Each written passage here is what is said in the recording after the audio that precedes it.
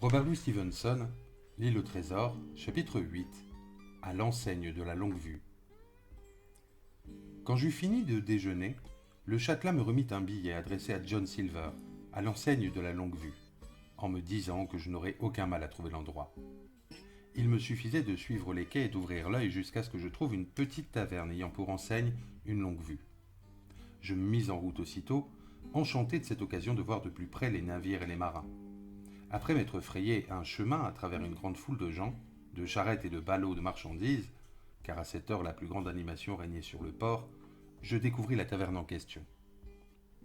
C'était un lieu à l'aspect assez engageant, à l'enseigne fraîchement peinte, aux fenêtres munies de rideaux rouges bien nets, aux carreaux couverts de sable propre. L'établissement donnait sur 2 rues, et comme les 2 portes étaient ouvertes, on y voyait assez clair dans la grande salle basse du plafond malgré des nuages de fumée et de tabac. Presque tous les consommateurs étaient des matelots.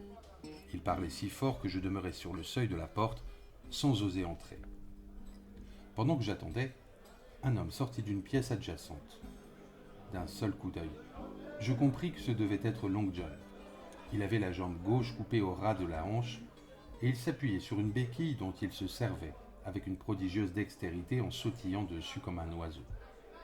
De très haute taille et d'aspect robuste, il avait un visage blême, plutôt laid, aussi gros qu'un jambon, mais intelligent et souriant. À vrai dire, il semblait de fort joyeuse humeur, siffler comme un merle en se déplaçant entre les tables et accorder à ses clients préférés un bon mot ou une tape sur l'épaule.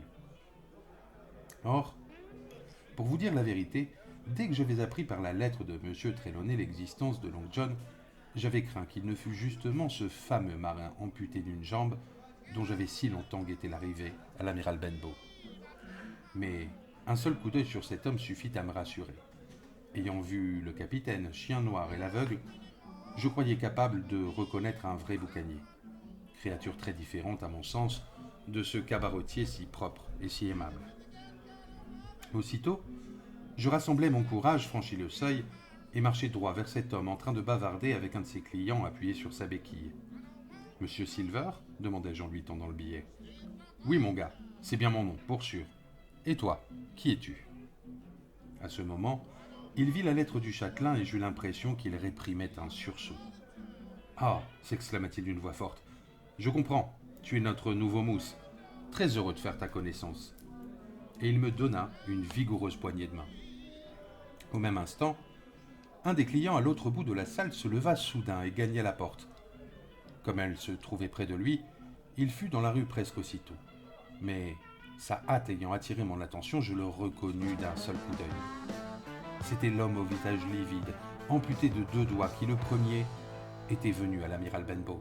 « Oh » m'exclamai-je, « arrêtez-le, c'est Chien Noir !»« Je me moque bien de son nom » s'écria Silver, « mais il n'a pas payé son écho.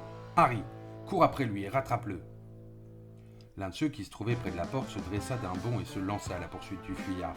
« Quand bien même ce serait l'amiral Hawke, il faut qu'il paie son écho » déclara Silver.